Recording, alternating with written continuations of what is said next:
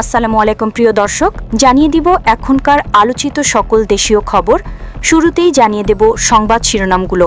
4টি আসনে জমিয়াতে ওলামায়ে ইসলাম বাংলাদেশের সঙ্গে বিএনপির সমঝোতা। নির্বাচন হবে যে কোনো পরিস্থিতি মোকাবেলায় সরকার প্রস্তুত, মন্তব্য প্রধান উপদেষ্টার। ভারতের হাই কমিশনার প্রণয় ভার্মাকে পররাষ্ট্র মন্ত্রণালয়ে তলব। হজরত শাহজালাল আন্তর্জাতিক বিমানবন্দরে দর্শনার্থীদের প্রবেশ বন্ধ। বাড়িতে যৌনকর্মীদের আশ্রয় দেবার অভিযোগে জামায়াত নেতা বহিষ্কার। লিডার আসছে স্লোগানে বেনাপোলে বিএনপির আনন্দ মিছিল। তাপমাত্রা কমার আভাস, ঘন কুয়াশার সম্ভাবনা। প্রিয় দর্শক, এতক্ষণ দেখছিলেন সংবাদ শিরোনামগুলো। এখন জানাবো বিস্তারিত খবর। 4টি আসনে জমিয়েতে ওলামায়ে ইসলাম বাংলাদেশের সঙ্গে বিএনপির সমঝোতা। 4টি সংসদীয় আসনে জমিয়েতে ওলামায়ে ইসলাম বাংলাদেশের সঙ্গে বিএনপির সমঝোতার বিষয়টি আনুষ্ঠানিকভাবে জানানো হয়েছে। রাজধানীর গুলশানে বিএনপি চেয়ারপারসনের কার্যালয়ে অনুষ্ঠিত এক সংবাদ সম্মেলনে এই তথ্য জানান বিএনপির মহাসচিব মির্জা ফখরুল ইসলাম আলমগীর। সংবাদ সম্মেলনে উপস্থিত ছিলেন বিএনপির স্থায়ী কমিটির সদস্য সালাউদ্দিন আহমেদ। জমিয়েতে ওলামায়ে ইসলাম বাংলাদেশের পক্ষে উপস্থিত ছিলেন আমির মাওলানা ওবায়দুল্লাহ ফারুক, মহাসচিব মাওলানা মঞ্জুরুল ইসলাম আফেদ, সিনিয়র সহসভাপতি মাওলানা আব্দুর রব ইউসুফ সহ অন্যান্য নেতৃবৃন্দ। সংবাদ সম্মেলনে সালাউদ্দিন আহমেদ বলেন, যেসব আসনে সমঝোতা হয়েছে সেখানে বিএনপি কোনো প্রার্থী দেবে না এবং অন্য আসনগুলোতেও জমিয়েতের পক্ষ থেকে প্রার্থী থাকবে না।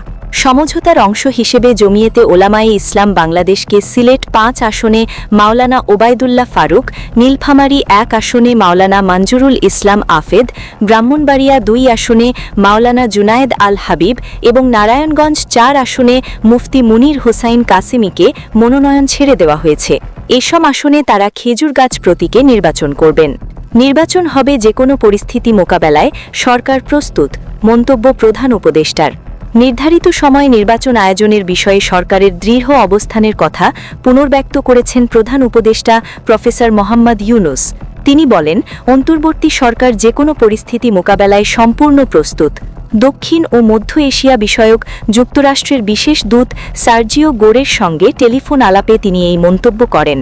প্রধান উপদেষ্টার প্রেস উইং জানায়, আলোচনায় বাংলাদেশ ও যুক্তরাষ্ট্রের মধ্যে বাণিজ্য ও শুল্ক বিষয়ক অগ্রগতি, আসন্ন সাধারণ নির্বাচন, দেশের গণতান্ত্রিক রূপান্তর এবং তরুণ রাজনৈতিক কর্মী শহীদ শরীফ ওসমান হাদির হত্যাকাণ্ড নিয়ে বিস্তারিত আলোচনা হয়। ভারতের হাই কমিশনার প্রণয় ভার্মাকে পররাষ্ট্র মন্ত্রণালয় তলব করা হয়েছে। সকালে তাকে তলব করেন পররাষ্ট্র সচিব আসাদ আলম সিয়াম। কূটনৈতিক সূত্র জানায়, ভারতের বিভিন্ন স্থানে অবস্থিত বাংলাদেশ মিশনগুলোর নিরাপত্তা জোরদারের বিষয়ে তাকে অনুরোধ জানানো হয়েছে। অন্তর্বর্তী সময়কালে বিভিন্ন ঘটনায় এটি নিয়ে একাধিকবার ভারতের রাষ্ট্রদূতকে তলব করা হয়েছে বলে জানা যায়। হজরত শাহজালাল আন্তর্জাতিক বিমানবন্দরে দর্শনার্থীদের প্রবেশ বন্ধ। বিশেষ অপারেশনাল ও নিরাপত্তাজনিত কারণে হজরত শাহজালাল আন্তর্জাতিক বিমানবন্দরে দর্শনার্থীদের প্রবেশ সাময়িকভাবে বন্ধ ঘোষণা করা হয়েছে। বিমানবন্দর কর্তৃপক্ষের বিজ্ঞপ্তিতে জানানো যায়, যাত্রী সেবা, নিরাপত্তা ও শৃঙ্খলা বজায় রাখার স্বার্থে নির্ধারিত যাত্রী ব্যতীত অন্য কোনো দর্শনার্থী প্রবেশ করতে পারবেন না। এদিকে বিএনপির ভারপ্রাপ্ত চেয়ারম্যান তারেক রহমানের দেশে প্রত্যাবর্তনকে ঘিরে দেশজুড়ে নিরাপত্তা ব্যবস্থা জোরদার করা হয়েছে। তার সার্বিক নিরাপত্তার দায়িত্বে প্রধান নিরাপত্তা কর্মকর্তা হিসেবে নিয়োগ দেওয়া হয়েছে ব্রিগেডিয়ার জেনারেল অবসরপ্রাপ্ত AKM শামসুল ইসলামকে। বাড়িতে যৌনকর্মীদের আশ্রয় দেবার অভিযোগে জামায়াত নেতা বহিষ্কার। পটুয়াখালীর কুয়াকাটায় নিজ বাড়িতে যৌনকর্মীদের আশ্রয় দেবার অভিযোগে কুয়াকাটা পৌরসভার একটি ওয়ার্ডের জামায়াত নেতা আব্দুল হালিমকে দল থেকে বহিষ্কার করা হয়েছে। উপজেলা জামায়াতে ইসলামীর উদ্যোগে আয়োজিত বিশেষ বৈঠকে এই সিদ্ধান্ত নেওয়া হয়। কুয়াকাটা প্রেস ক্লাবে সংবাদ সম্মেলনে পৌর জামায়াতের আমির শহীদুল ইসলাম জানান, অভিযোগ পর্যালোচনা করে সাংগঠনিক ব্যবস্থা হিসেবে বহিষ্কারের সিদ্ধান্ত নেওয়া হয়েছে।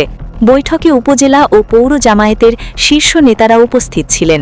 লিডার আসছে স্লোগানে বেনাপোলে বিএনপির আনন্দ মিছিল। যশোরের বেনাপোলে লিডার আসছে স্লোগানে আনন্দ মিছিল করেছে উপজেলা ও পৌর বিএনপির নেতাকর্মীরা। বিএনপির ভারপ্রাপ্ত চেয়ারম্যান তারেক রহমানকে স্বাগত জানিয়ে আয়োজিত এই মিছিলে কয়েক শতাধিক নেতাকর্মী অংশ নেন। মিছিলটি বেনাপোল পৌর এলাকার গুরুত্বপূর্ণ সড়ক প্রদক্ষিণ করে। এতে বিএনপির বিভিন্ন পর্যায়ের নেতৃবৃন্দ উপস্থিত ছিলেন। তাপমাত্রা কমার আভাস, ঘন কুয়াশার সম্ভাবনা। আগামী কয়েকদিন সারা দেশে তাপমাত্রা সামান্য কমতে পারে এবং মাঝারি থেকে ঘন কুয়াশা পড়ার সম্ভাবনা রয়েছে বলে জানিয়েছে বাংলাদেশ আবহাওয়া অধিদপ্তর। আবহাওয়াবিদ এ.কে.এম. নাজমুল হক জানান, উপমহাদেশীয় উষ্ণচাপ বলয় ও মৌসুমী লঘুচাপের প্রভাবে এই পরিস্থিতি তৈরি হচ্ছে। পূর্বাভাসে বলা হয়েছে, আকাশ আংশিক মেঘলা থাকতে পারে এবং মধ্যরাত থেকে সকাল পর্যন্ত দেশের বিভিন্ন স্থানে কুয়াশা পড়তে পারে। প্রিয় দর্শক, এই ছিল এখনকার গুরুত্বপূর্ণ নিউজ। আরও গুরুত্বপূর্ণ নিউজ নিয়ে ফিরছি কিছুক্ষণের মধ্যে। নিউজগুলো সবার আগে দেখার জন্য এই চ্যানেলটি সাবস্ক্রাইব করে আমাদের সাথে থাকুন। ধন্যবাদ।